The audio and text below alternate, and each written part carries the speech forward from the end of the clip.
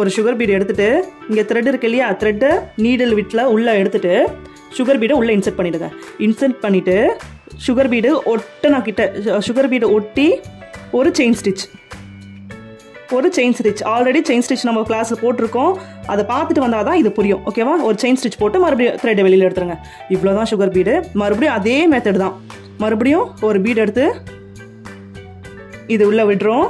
அதை கிட்ட கேப் விடக்கூடாது. ஓகேவா? கேப் விட்டிங்கன்னா அந்த த்ரெட் தெரியும். நம்மளுக்கு த்ரெட் தெரியக்கூடாது.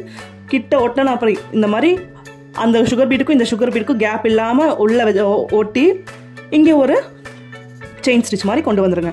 அந்த ட்விஸ்ட் பண்ணி செயின் ஸ்டிச் மாதிரி வெளியில் எடுத்துகிட்டு வந்துடணும். இவ்வளோ தான் சுகர் பீடு. பார்க்கும் போது டஃப்பாக தான் தெரியும். நீங்கள் ப்ராக்டிஸ் பண்ணுங்கள். செயின் ஸ்டிச் பேசிக் ப்ராக்டிஸ் பண்ணவங்களுக்கு தான் இது வரும்.